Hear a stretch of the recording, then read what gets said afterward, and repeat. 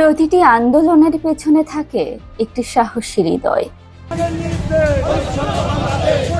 ঢাকার রাজপথে যার প্রতিটি ধাপ ছিল প্রতিবাদের, আর প্রতিটি নিঃশ্বাস একটি নতুন বাংলাদেশের স্বপ্ন। তিনি বাশার সিদ্দিকী, এক যোদ্ধা, এক স্বপ্নদ্রষ্টা। শিবচরের এক সাধারণ পরিবারে জন্ম। ছেলেবেলায় শিখেছেন সংগ্রাম, শিখেছেন মানুষের পাশে দাঁড়ানোই রাজনীতির আসল শিক্ষা। পড়ালেখার জন্য পাড়ি জমিয়েছিলেন ঢাকা বিশ্ববিদ্যালয়ে। সেখান থেকেই শুরু হয় তার নেতৃত্বের সংগ্রামী অধ্যায়।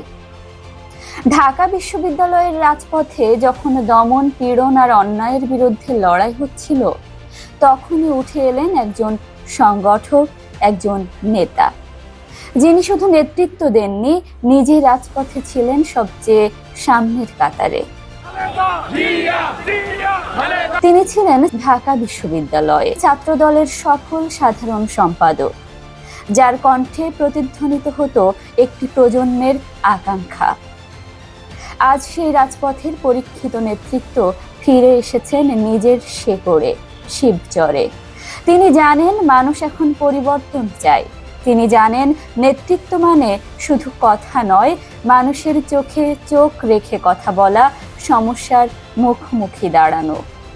তিনি স্বপ্ন দেখেন উন্নত শিক্ষা, স্বাস্থ্য সমৃদ্ধ এক নতুন শিবচরের, যেখানে তরুণেরা বেকার থাকবে না, নারীরা উপেক্ষিত হবে না, আর কৃষককে যেন হিমশিম খেতে না হয় নিজের ফসলের ন্যায্য দামে। তিনি কাজ করেন কথা বলার চেয়ে বেশি। এই মাটি তার শক্তি, এই মানুষই তার প্রেরণা।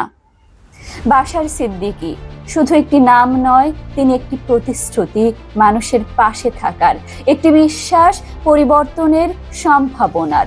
তিনি ফিরেছেন রাজনীতি করতে নয়, ফিরেছেন মানুষকে নতুন আশা দিতে, নতুন নেতৃত্ব গড়তে।